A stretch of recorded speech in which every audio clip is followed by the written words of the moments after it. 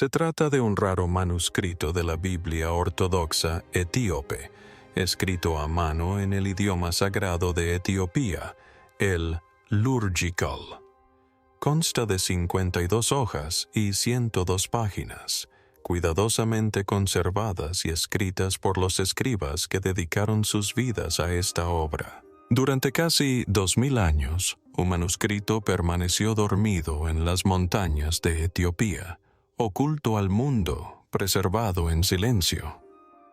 Estaba escrito en una lengua tan rara que menos personas podían leerlo que las que podían descifrar los jeroglíficos egipcios.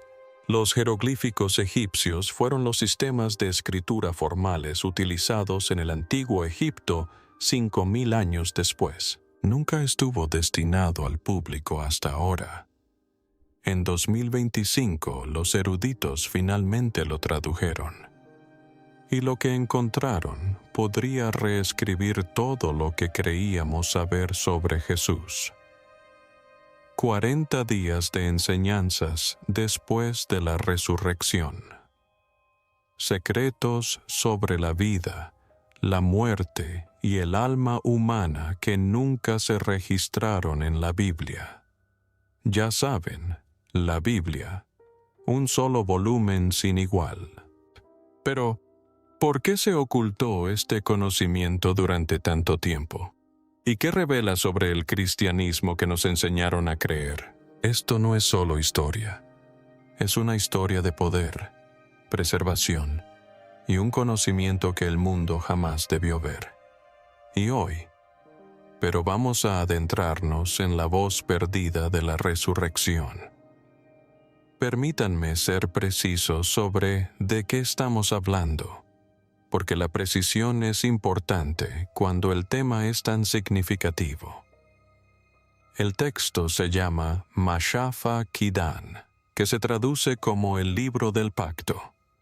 Ha sido parte del canon escritural de la Iglesia Ortodoxa Etíope Teahedo desde que existe dicho canon. Nunca fue prohibido, nunca fue declarado herético. Nunca estuvo oculto en una cueva ni guardado bajo llave. Estuvo a la vista de todos, en uso constante, leído en voz alta en iglesias y monasterios etíopes durante más de 1 milenio y medio. La razón por la que el resto del mundo lo desconocía es absurdamente simple. Estaba escrito en Ga, y casi nadie fuera del clero etíope sabía leer Ga. A pesar de su ambición, la erudición occidental dedicó siglos a centrarse casi exclusivamente en manuscritos griegos, latinos o hebreos. Si un texto no estaba escrito en uno de esos 3 idiomas, prácticamente no existía. El cristianismo etíope, a pesar de ser una de las tradiciones cristianas continuas más antiguas del planeta, era tratado, en el mejor de los casos, como una curiosidad y, en el peor, completamente ignorado. Los eruditos estudiaban la arquitectura etíope y olvidaban las escrituras etíopes. Admiraban las iglesias excavadas en la roca sólida y jamás se preguntaban qué se leía en su interior. El Mashafa Kidan contiene algo único en el mundo cristiano. Describe los 40 días entre la resurrección de Jesús y su ascensión, un periodo que la Biblia occidental menciona, pero apenas explora. En los evangelios que la mayoría de los cristianos conocen, la resurrección se presenta casi como un final fugaz. Jesús resucita, se aparece a unas pocas personas, da unas pocas instrucciones y asciende al cielo. La historia avanza rápidamente, como si los autores tuvieran prisa por llegar al desenlace. Pero el texto etíope se detiene.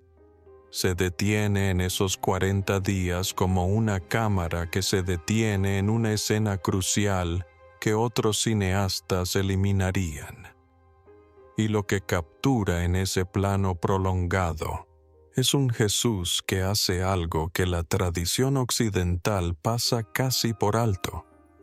No realiza milagros para demostrar que está vivo. No hace apariciones públicas para convencer a los escépticos. Él enseña en privado, íntimamente, directamente. Se sienta con sus seguidores más cercanos y les muestra cómo ver el mundo de manera diferente. No qué creer, sino cómo percibir. La distinción entre estas dos cosas es la grieta que divide en dos toda la historia del cristianismo. Y las enseñanzas del Mashafakán no son argumentos teológicos, sino instrucciones espirituales. Jesús habla del silencio como una tecnología sagrada, no como la ausencia de sonido, sino como una práctica activa que abre un canal entre la mente humana y algo que el texto describe como la luz viviente.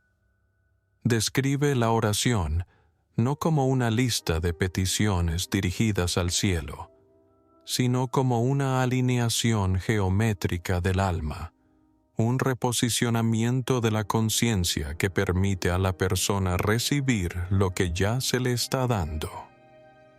Habla de la percepción como el verdadero milagro, diciéndoles a sus seguidores que los ojos que la mayoría de la gente usa están cerrados por el miedo, y que la verdadera visión proviene de corazones abiertos por el asombro.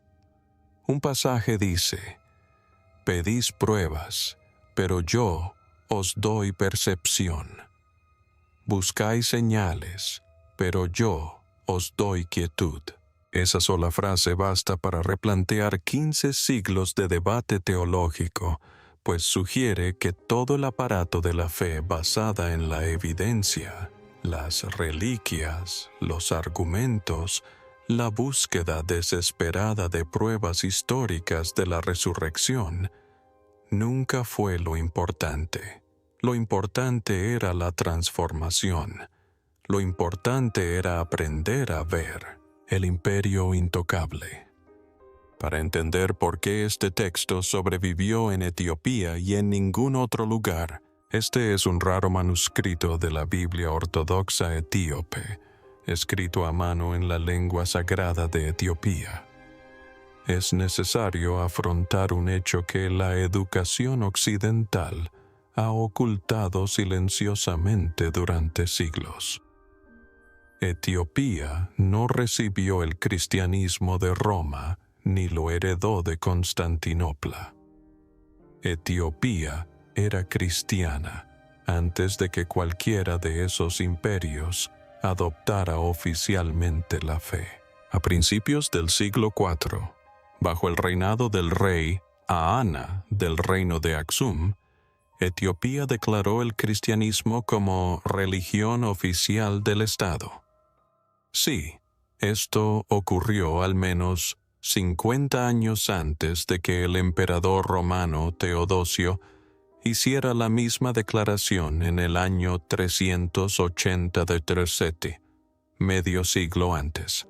Mientras Roma aún debatía si los cristianos debían ser arrojados a los leones o admitidos en la mesa, Etiopía ya había construido iglesias, ordenado obispos y comenzado a traducir textos sagrados al gaélico, una lengua más antigua que el latín. Y he aquí por qué esa cronología lo cambia todo. Cuando el Imperio Romano finalmente adoptó el cristianismo, hizo lo que siempre hacen los imperios: estandarizó, se centralizó.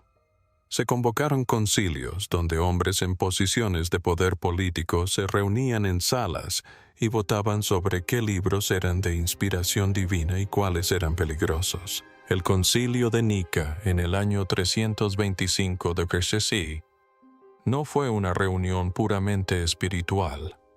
Fue un proyecto imperial. El emperador necesitaba una fe unificada porque un imperio no puede funcionar cuando sus súbditos leen diferentes escrituras y llegan a conclusiones distintas sobre la naturaleza de Dios. La unidad requería control.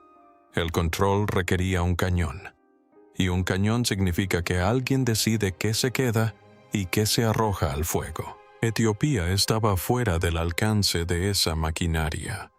Rodeada de montañas, desiertos y distancias que ningún burócrata romano estaba dispuesto a recorrer, la iglesia etíope se desarrolló en un aislamiento casi total. En las tierras altas de Etiopía, escondidas en las montañas de la provincia de Shawa, los monjes africanos viven sus tradiciones místicas y ancestrales. Nunca recibieron la orden de dejar de leer Enoch. Nunca recibieron el memorándum que declaraba apócrifo el libro de los jubileos. Nunca se sentaron en una sala de consejo para ver a obispos con motivaciones políticas votar para eliminar libros enteros. Así que conservaron todo, cada texto, cada evangelio, cada visión apocalíptica que tuvieron los primeros creyentes.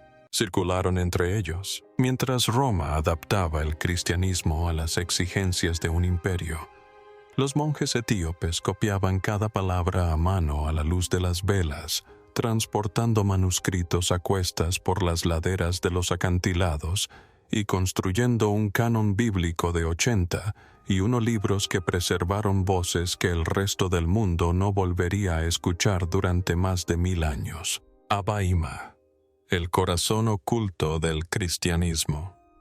En las tierras altas de Etiopía se encuentra un monasterio llamado Abaima, enclavado en una montaña donde el aire es enrarecido y el silencio inmenso. En su interior, conservados en condiciones prácticamente inalteradas durante 15 siglos, se encuentran 2 evangelios ilustrados conocidos como los Evangelios de Garma. En 2010, la datación por radiocarbono confirmó lo que los monjes etíopes llevaban afirmando durante generaciones. Estos manuscritos fueron creados entre los años 390 y 570 d.C. Esto los convierte en algunos de los manuscritos cristianos ilustrados más antiguos que se conservan en todo el mundo. Son más antiguos que el libro de Kells, más antiguos que los evangelios de Lindisfarne, más antiguos que prácticamente cualquier Biblia decorada que el cristianismo europeo haya producido. No se trata de simples intentos primitivos de encuadernación, sino de extraordinarias obras de arte. Las páginas están hechas de piel de cabra, preparada y teñida con pigmentos naturales que han conservado su viveza durante más de 1500 años. Las ilustraciones representan escenas de los evangelios con un estilo singularmente etíope, ajeno a las tradiciones artísticas bizantinas o romanas. Las figuras poseen una franqueza y una intensidad espiritual que se perciben más como devoción visible que como mera decoración. Un monje de la tradición Gara escribió: «Dibujar es rezar con la mano lo que la boca no puede expresar». Estos libros no fueron creados para impresionar a los visitantes ni para ostentar riqueza. Fueron creados como actos de culto. Cada página, una meditación. Cada ilustración, una oración. La importancia de los evangelios de Germa trasciende con creces su antigüedad. Son prueba de algo que la historiografía occidental ha minimizado sistemáticamente. Mientras Europa entraba en el periodo conocido como la Edad Media, mientras el Imperio Romano de Occidente se derrumbaba y la alfabetización europea caía en picado, los cristianos etíopes producían manuscritos iluminados de una sofisticación extraordinaria. Contaban con un clero letrado, una tradición literaria consolidada, un vocabulario teológico en gaélico capaz de expresar ideas complejas sobre la naturaleza de Dios y la estructura de la realidad, y una cultura artística que producía obras maestras de la narrativa visual. No se trataba de un puesto de avanzada periférico del cristianismo que luchaba por mantenerse al día con los centros de fe mediterráneos. Era una civilización paralela, plenamente formada, profundamente arraigada y, en muchos sentidos, más avanzada en la preservación del pensamiento cristiano primitivo que cualquier otra que se estuviera desarrollando en Europa en aquella época. La suposición de que el cristianismo se extendió de oeste a este, desde Roma hacia el resto del mundo, no solo es una simplificación excesiva, sino que es errónea. El cristianismo floreció simultáneamente en múltiples lugares, y uno de sus primeros y más vibrantes florecimientos tuvo lugar en las tierras altas de África Oriental, donde quedó documentado en manuscritos que aún hoy son legibles. Los libros que Roma borró. Analicemos qué fue lo que se eliminó y por qué, ya que los detalles importan. El libro de Enoc, conocido en la tradición etíope como el primer Enoc, fue uno de los textos más leídos en el mundo antiguo. Se cita directamente en el Nuevo Testamento. La Epístola de Judas, presente en todas las Biblias impresas, contiene una cita directa de Enoc. No una paráfrasis, no una ilusión, sino una cita textual de un libro que la Iglesia Occidental posteriormente consideraría no ser escritura. El libro de Enoc fue leído por los primeros cristianos, fue citado por los padres de la Iglesia, influyó en la visión apocalíptica que dio origen al libro del Apocalipsis y posteriormente fue suprimido. Las razones aducidas fueron teológicas. El libro era demasiado místico, demasiado visionario. Me preocupaba demasiado la mecánica interna del cielo y los movimientos de los seres celestiales. Pero la verdadera razón era estructural. Enoc describe una relación directa entre la humanidad y lo divino, que no requiere mediación institucional. Describe visiones que cualquier buscador devoto podría recibir. Describe un cosmos vivo con la presencia divina, accesible no a través de sacerdotes y rituales, sino mediante la devoción y la transformación interior. Para una institución que estaba construyendo su autoridad sobre la base de afirmar que solo ella poseía las claves de la salvación, esto era inaceptable. El libro de los Jubileos narra una historia similar. Retoma el relato del Génesis, pero incorpora un calendario sagrado y una estructura espiritual que enmarca toda la historia como un patrón divino. No se limita a afirmar que Dios creó el mundo, sino que describe cómo la arquitectura de la creación refleja un orden matemático y espiritual que los seres humanos pueden aprender a percibir. La celebración de los jubileos tuvo una profunda influencia tanto en el judaísmo primitivo como en el cristianismo primitivo. Cuando se descubrieron los rollos del Mar Muerto, se hallaron entre ellos múltiples copias del libro de los jubileos, lo que confirma que fue un texto central para al menos algunas comunidades judías en los siglos anteriores y posteriores a Jesús. Pero, al igual que el libro de Enoc, fue excluido del canon occidental.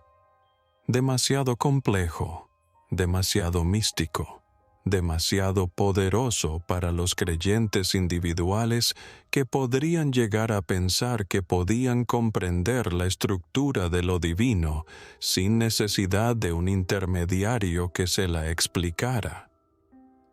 Etiopía conservó ambos libros no como lecturas complementarias, ni como documentos históricos interesantes, sino como escrituras fundamentales. La Iglesia Ortodoxa etíope considera los libros de Enoc y Jubileos como parte de su Biblia canónica, con la misma autoridad que el Génesis o los Evangelios.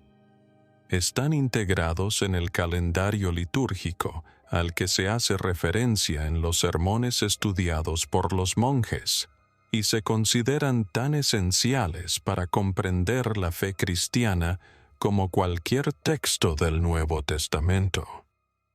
Los monjes que preservaron estos libros no eran rebeldes. No estaban haciendo ninguna declaración política, simplemente nunca recibieron la orden de Roma de dejar de leer.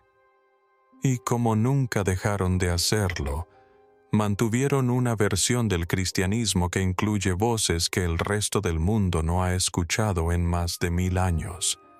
Voces que hablan sobre la naturaleza del alma, la estructura del cielo, la mecánica de la oración o la posibilidad de que cada ser humano lleve dentro de sí un fragmento de luz divina que espera ser reconocido. Estas no son ideas marginales, son las ideas más antiguas del cristianismo. Simplemente sobreviven en un solo lugar: la resurrección como transformación. Ahora volvemos a Mashafakiden, porque todo lo que hemos analizado, la nación olvidada, los evangelios antiguos, los libros descartados, nos lleva de vuelta a este único texto y a la pregunta que plantea. Una pregunta que la Iglesia occidental jamás se ha formulado seriamente. En la tradición occidental, la resurrección es un acontecimiento. Punto final. Sucedió un domingo por la mañana a las afueras de Jerusalén. Una piedra fue removida. Una tumba quedó vacía. Y el peso teológico de toda la fe cristiana reside en si uno cree o no que ese evento ocurrió. Si lo aceptas, te salvas. Si lo dudas, te pierdes. Ese es el marco. Ese es el trato. Y ha definido cómo miles de millones de personas entienden el momento más importante de su religión durante 1500 años. La tradición etíope no niega que haya ocurrido, pero plantea una cuestión que el marco occidental casi nunca aborda. ¿Qué efecto tuvo en quienes lo presenciaron? ¿Qué cambió en su interior? ¿Y qué estuvo enseñando Jesús durante esos 40 días antes de ascender? Porque claramente aún no había terminado. El Mashafakhidan describe la resurrección no como un final, sino como una apertura. El milagro no fue la lección, sino la puerta. Lo que Jesús enseñó tras esa puerta fue una completa reestructuración de la percepción humana. Les dijo a sus seguidores que la mayoría de las personas se mueven por el mundo a ciegas.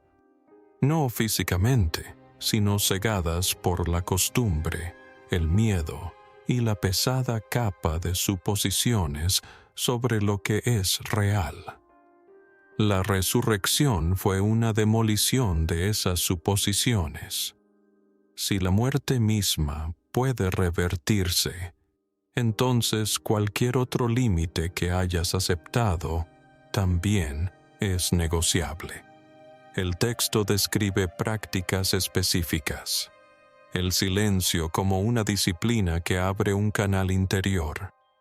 El ayuno como un adelgazamiento de la barrera entre el cuerpo físico y lo que el texto llama el cuerpo de luz. La oración como alineación, no como petición. Y una sola frase lo resume todo en una imagen. Quienes siguen al sol, pero nunca ven su luz, aún no han resucitado. Puedes pasar toda tu vida rodeado de lo sagrado y jamás percibirlo. La resurrección En esta tradición es el momento en que se disipa la ceguera.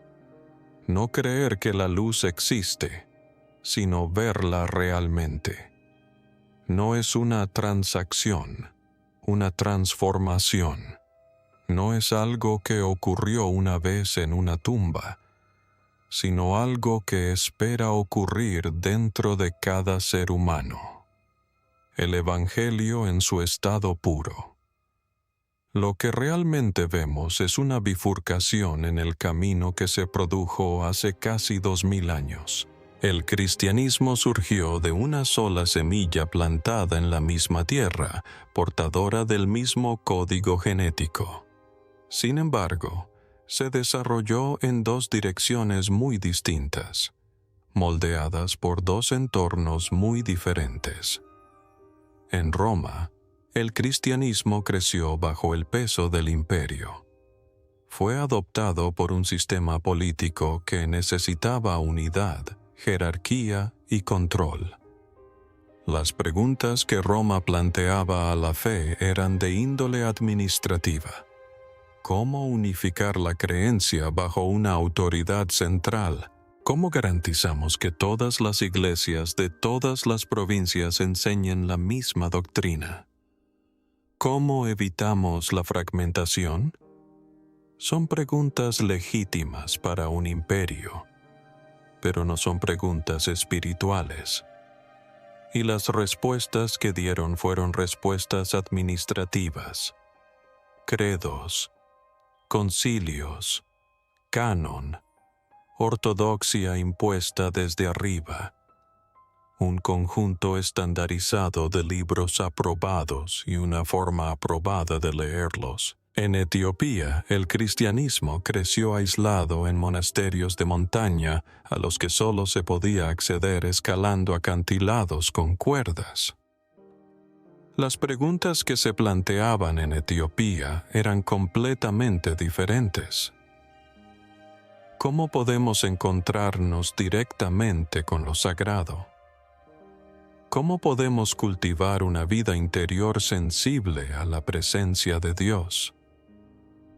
¿Cómo podemos preservar cada voz, cada visión, cada texto que conlleva el peso de la revelación, sin pretender juzgar qué revelaciones son convenientes y cuáles no? Las respuestas que dio Etiopía también fueron diferentes, no credos, sino prácticas.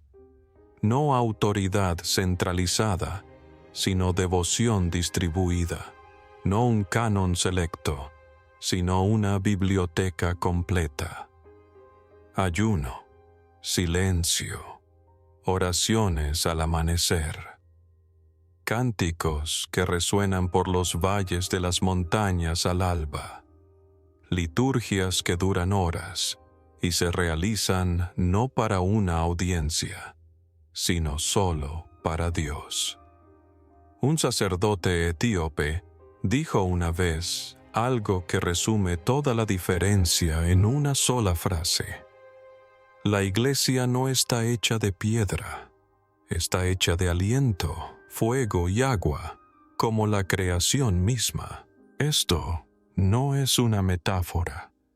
Es la descripción de una teología vivida, una fe que se experimenta en el cuerpo, en los ritmos de la vida cotidiana, en la sensación física del ayuno y en la resonancia audible de la música sacra.